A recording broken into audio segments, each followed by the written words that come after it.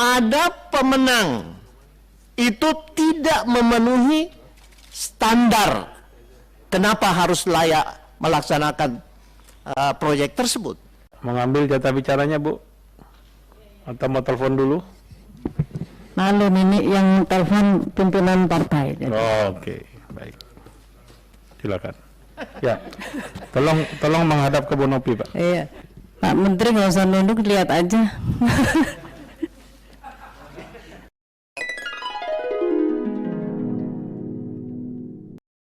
Pernah kami sampaikan pada pertemuan di sini, tapi kami mengingatkan lagi kalau memang tahun ini belum bisa masuk, semoga tahun depan bisa diusulkan lagi. Dan ada apa? Ya, silakan diantar Pak William. Silakan Pak. Atau nanti aja. Ya, sambil pulang juga boleh. Mau sekarang juga boleh Pak. Silakan. Ya, ya boleh silakan. Yang sudah ada silakan diantar. Baik, mana yang mau ngantar, antar, jangan ngambil porsi bicara lagi biar cepat selesai kita. Tidak boleh bicara lagi. Nanti aja lah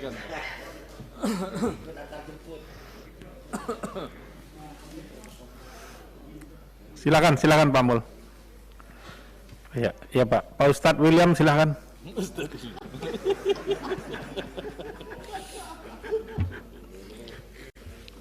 Kayaknya Pak William sebentar lagi dilamar sama Pak Anies Sigit nih.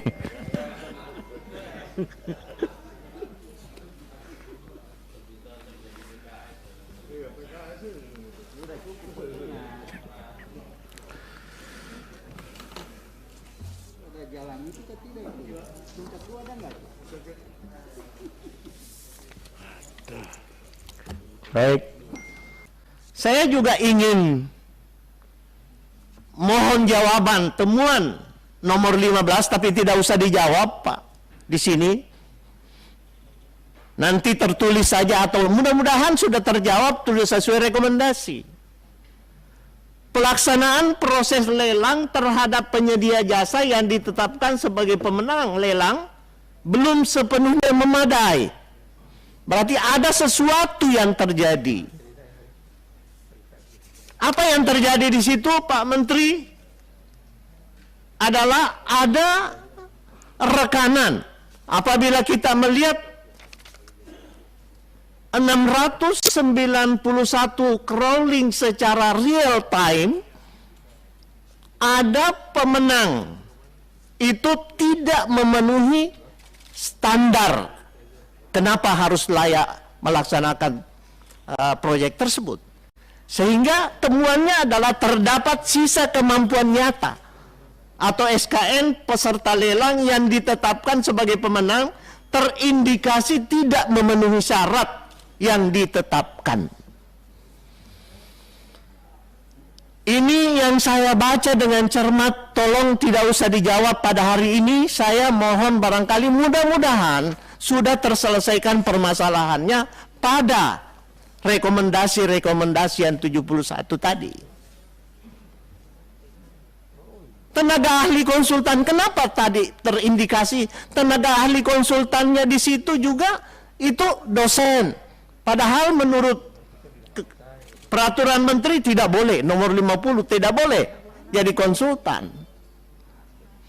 Ini umum-umum saja Pak Menteri, saya tidak mau masuk pada. Akhirnya BPK merekomendasikan bahwa lembaga pengembangan jasa untuk menyusun aplikasi yang baik. Jadi secara keseluruhan saya apresiasi dengan penuh rasa hormat dan terima kasih untuk pengawalannya. Tapi saya lebih mementingkan mengawal dengan baik secara intern melalui Inspektorat Jenderal. Ini secara umum saja Pak Menteri, kalau saya baca satu-satu persatu ini ada 38 temuan ini, saya sudah pahami, saya sudah lolos dari situ, dan ada lagi sebenarnya adalah kesalahan penganggaran belanja barang. Ini juga sebenarnya soal-soal sederhana sebenarnya, tidak ada kemungkinan terjadi kerugian negara. Harus dibedakan yang mana belanja barang dan yang mana belanja modal. Ini bagian PPK ini mesti dilatih barangkali akuntansi pemerintahan. Ya. Ini saya baca, terpaksa saya copy banyak, satu buku ini saya pelajari, saya baca sampai detailnya sehingga saya bisa berkesimpulan.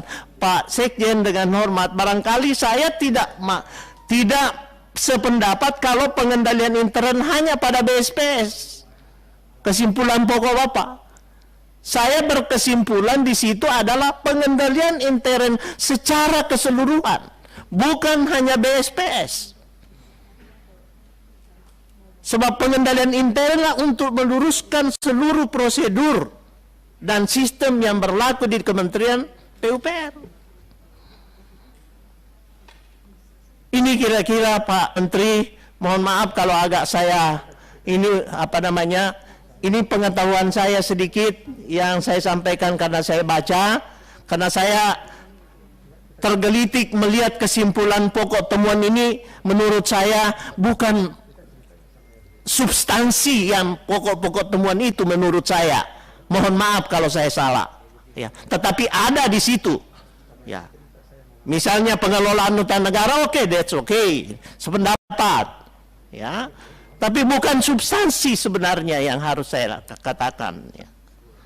Saya kira itu saja secara keseluruhan penilaian saya terhadap hasil pemeriksaan keuangan, karena saya memang senang di dalam membaca dan menelusuri sebenarnya agar supaya kita semua berada pada keadaan kondisi yang baik. Yang kedua, Pak Menteri, terkait dengan, mohon maaf agak panjang sedikit Pak Ketua, satu poin lagi. Silakan. Mengenai salah satu daerah saya mengenai miskin ekstrim.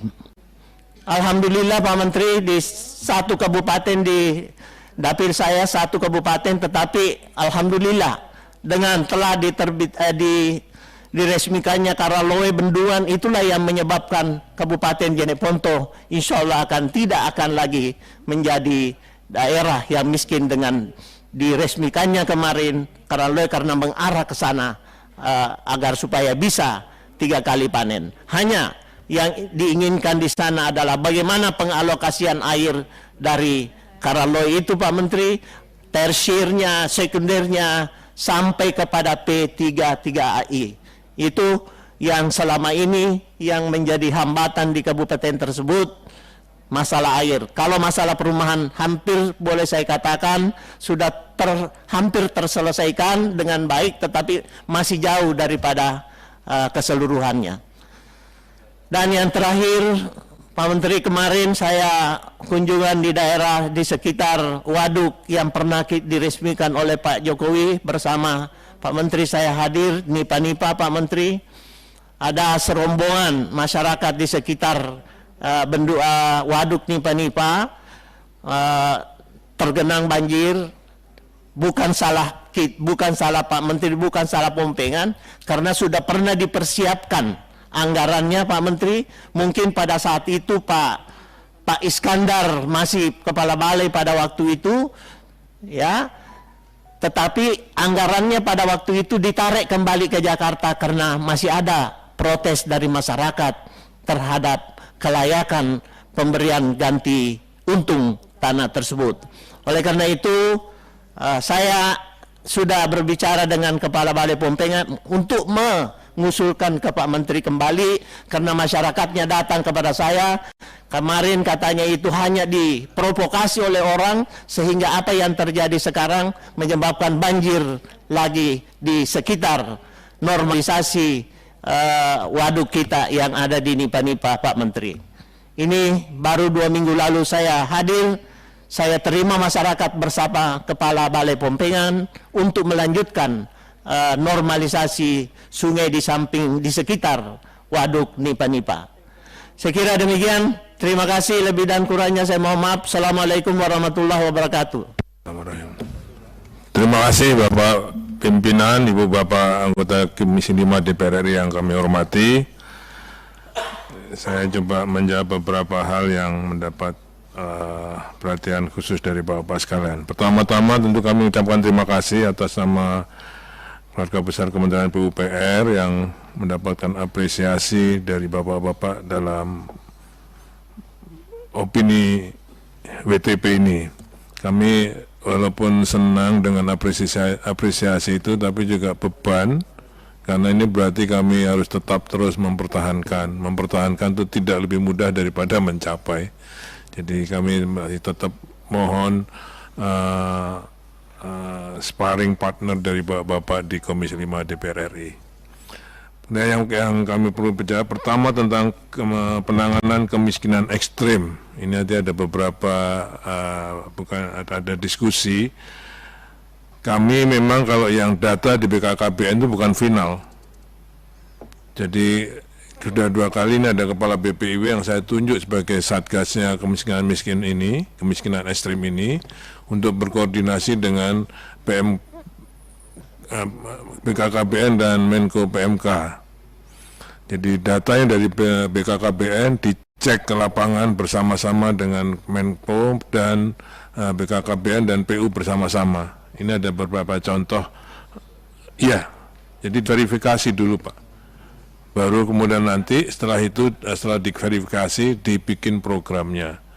Program PU pun tidak semua harus ke sana, tapi kalau ada yang dibutuhkan dari program BSPS mungkin tidak semua harus BSPS, air minum, sanitasi, kota kumuh tidak harus. Mana yang dibutuhkan dalam kawasan itu yang masuk. Karena konsepnya seperti yang tadi Pak Sarullah. Jadi kalau infrastrukturnya sudah baik, karena ini juga untuk kemiskinan dan stunting itu pasti sanitasi dan air. Kalau dari PU pasti air dan sanitasi. Kalau itu sudah siap, baru Mensos datang untuk pemberdayaan. Selama ini kalau kemiskinan ekstrim langsung Kemensos datang untuk pemberdayaan, padahal orangnya terlalu miskin, jadi nggak bisa. Jadi kita serang itu dulu yang 4%, kalau sudah baru Kemensosnya datang. Jadi nanti kalau Bapak ingin ikut memverifikasi sangat bagus Pak. Jadi program statusnya atau progresnya di dalam rangka verifikasi data BKKBN itu Pak, untuk meyakinkan bahwa memang daerah itu, kalau itu memang nggak benar ya kita nggak akan, bukan nggak masuk kan program Bapak yang lainnya kan juga yang banyak. Pimpinan izin. Terima kasih Pak Menteri. Ya sebentar dulu, Mas. Belum dikasih izin. Oh, belum ngasih izin. Sekarang enggak ya? Belum. Sebentar aja. Singkat, silakan. Ya. Terima kasih Pak Menteri. Kami dilibatkan untuk ikut verifikasi. Oh, iya. Kejadiannya kemarin memang perlu dikoreksi karena tiba-tiba tim dari pemerintah pusat turun, tapi kami tidak tahu. Untuk ke depan saya mohon supaya ada koordinasi dengan kami sehingga bisa bersama-sama. Terima kasih. Terima kasih Bapak. Kemudian untuk dukungan terhadap pembangunan rusun. Kalau dari Kementerian PUPR, dukungan pembangunan rusun itu adalah dengan FLPP dan sebagainya untuk pemasaran rusun bisa dipakai. Tidak hanya landed houses tapi juga termasuk rusun. Tapi kalau untuk pemasarannya saya kira nanti dengan BP Tapera itu masih bisa. Karena itu masuk juga dengan pembiayaan dan sebagainya untuk dukungan terhadap rusun. Inovasi teknologi yaitu saya kira dengan Pak Dirjen sekarang sudah mulai dengan 3D dan sebagainya sehingga lebih cepat untuk membangun rumah itu dengan inovasi tadi. Itu yang kedua.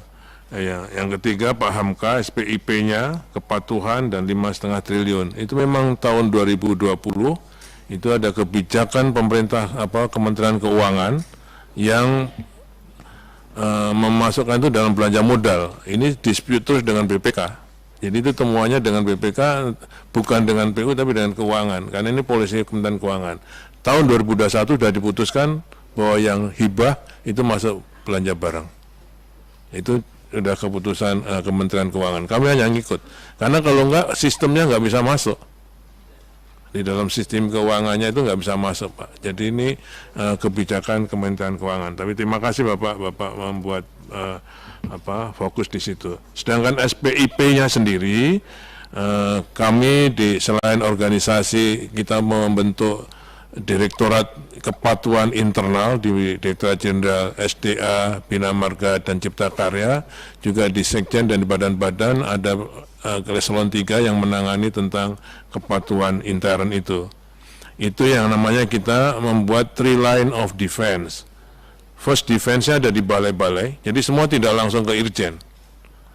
Jadi semua ditangani balai, kemudian kalau itu balai naik ke Direktorat Jenderal melalui Direktorat Kepatuhan Internal.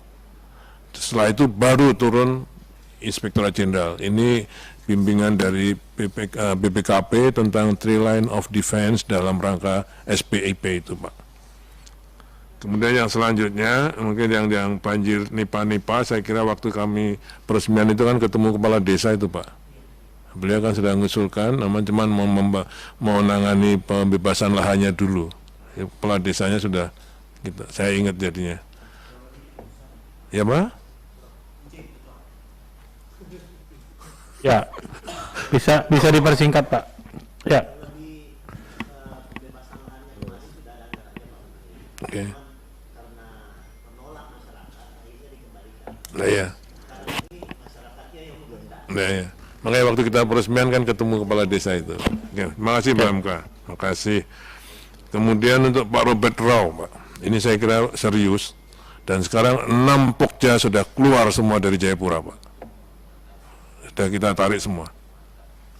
Kita ada Pak Dirjen Bina Konsumen, saya panggil, saya pastikan, karena sudah perintah saya itu, keluarkan semua dari situ. Karena yang main Pokjanya, menurut identifikasi Irjen.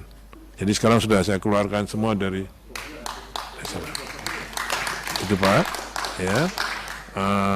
Kemudian kalau memang tadi ada perusahaan yang menang tapi belum progres, seperti yang Pak sampaikan, pasti Pak Dirjen Bina Marga akan perintahkan show-cause meetingnya. Kalau macam-macam ada putus. Ada prosedurnya, Pak. Jadi saya kira kita juga mohon tidak terlalu emosi, karena ini berhubungan dengan pengusaha, dengan masyarakat. Jadi kita harus ada aturannya. Saya tahu Bapak pasti lebih tahu dari kami. Kadang-kadang saya lebih emosional dari Bapak. Gerem aja, Pak, kalau kayak gitu-gitu. Tapi sudah kami tindak lanjuti sejak Bapak di raker yang dulu, Pak. Kami pelajari, kemudian kami perintahkan melalui Direktorat Jenderal, Direktorat Kepatuannya. Ternyata Pokjanya sekarang keluar semua, tidak boleh ada di Jayapura lagi. Ya, Pak. Kemudian Bapak, yang lainnya tentang Huntap Pak Mulyadi, walaupun sudah nggak ada. Jadi Huntap di Sukaraja, di Sukajaya, yang harusnya 2.400, kita punya protapnya dengan BNPB. Kalau kerusakan ringan, sedang, berat, itu ditangani oleh BNPB. Tapi kalau relokasi, membangun baru, itu ditangani oleh PU, Pak. Lahannya disiapkan oleh kabupaten.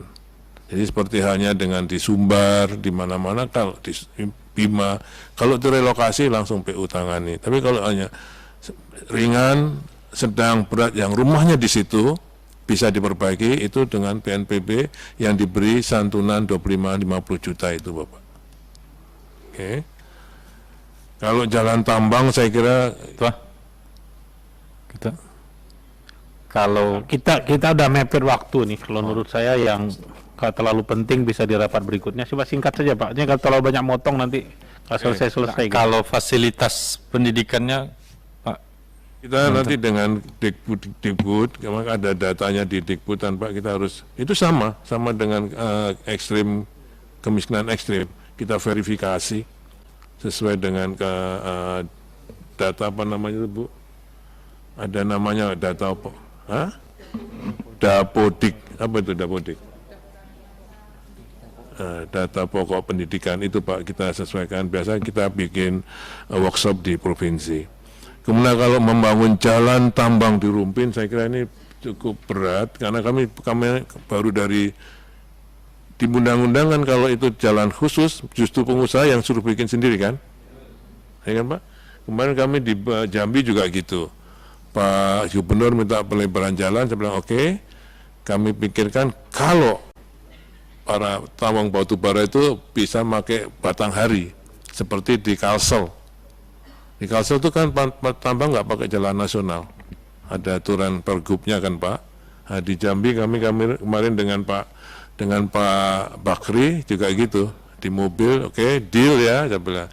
Kalau para penambang batu bara itu pakai jalan di Sungai Batanghari, jalan ini kita lebarkan. Tapi kalau kita lebarkan, batu bara masuk situ hancur terus, Pak. Oke, Pak, saya kira itu Bapak. Iya Pak Ketua, betul Pak Ketua. Terima kasih. Kalau Pak Sigit, long storage sekali mati, bukan itu masalahnya, Pak. Masalahnya di sana ada umbulan yang belum optimal off-takernya. Jadi antara Pasuruan, Mojokerto, Sidoarjo, belum. APBN sekarang membantu umbulan itu 600 miliar dari Menteri Keuangan yang dialokasikan di Kementerian PU, Pak. Supaya daerah bisa mengambil air yang sudah diproses di umbulan itu, Pak, sesuai dengan KPPU-nya. Jadi bukan karena nggak ada pompa, nggak ada Bapak. Saya kira kemarin Bapak ke sana kan didampingi Dirjen SDA juga, Pak. Ya, Pak? Iya memang, karena harus memakai dari umbulan dulu, Pak. Gitu kan, Pak? Nanti dipasang. Pak harus ini kayaknya harus pupung bulan puasa, Pak. Dulu yang ini aspirasi ini dulu yang saya dimarahin terus oleh Pak Sigit kan, kenapa nggak?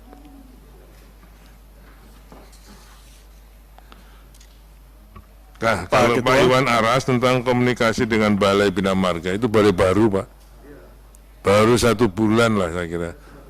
Tapi jangan langsung dijudge, nggak ada komunikasi gitu kan. Kenal belum kan? Iya, waktu kunker spesifik ke Pelindo Pak, saya udah ketemu Pak. Oke. Cuman belum ada tindak lanjut dari pertemuan itu. Itu sudah saya carikan yang bagus. Iya Pak. Betul Pak, katanya ini buat Pak Dirjen, ada 3 calon, saya bilang mana yang bisa komunikasi. Yang satu pinter tapi diem, malah tambah pusing Bapak nanti kan. Iya, oke. Saya kira itu apa, kalau Pak Ridwan Dwi, saya kira yang tadi untuk bantaran sungai akan kita tindak lanjuti. Terima kasih Bapak. Izin pimpinan. Saya mohon maaf. Pak Ketua, saya ada sedikit. Ya, sebentar dulu, Mas Bambang dulu silakan.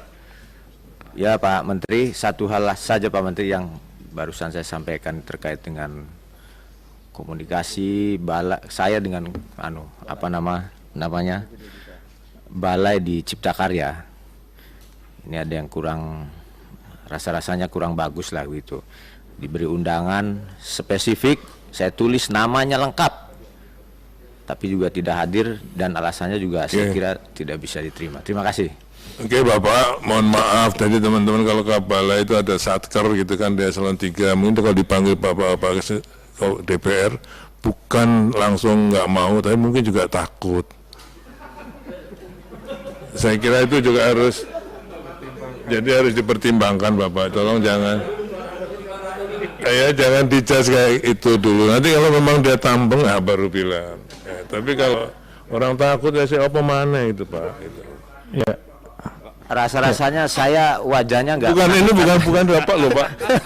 Bukan hanya Bapak. Saya sering jadi komplain ya. Bukan hanya non sewu, bukan hanya bukan Pak Bambang. Ya, ini saya rasa nanti kopi darat aja ini. Nggak perlu dibuka di sini. Ini untuk semuanya juga. Jadi kepala balai yang baru eselon 3 itu juga dipanggil anggota DPR itu nggak pain-pain Pak. Silakan kesimpulan rapat sekarang.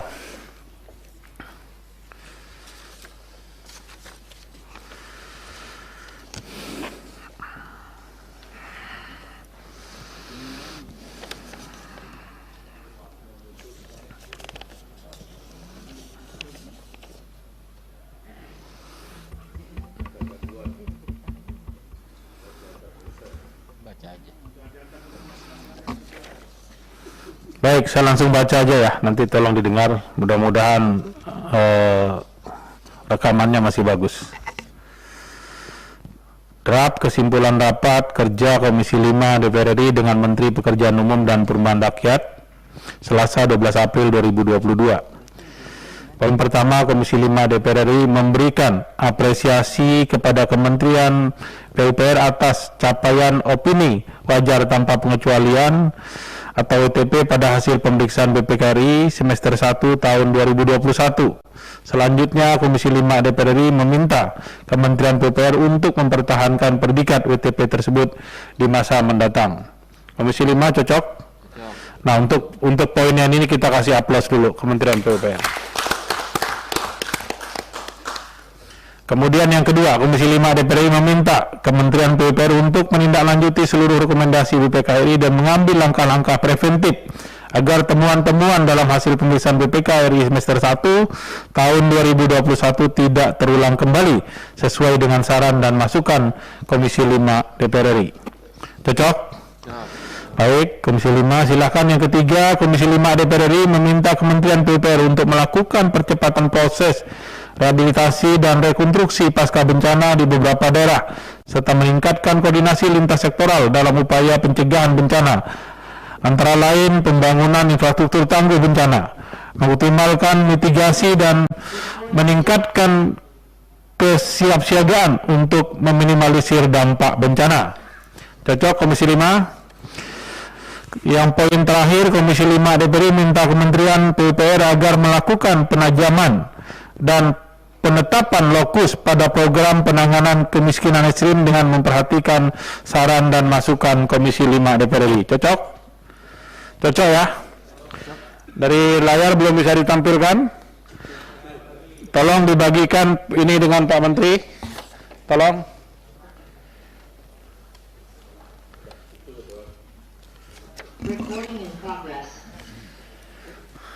Ya, Pak Menteri, apakah poin-poin yang saya bacakan tadi bisa disimak secara baik untuk bisa disetujui? Cocok, cocok saya ketok ya. Cocok ya? Cocok.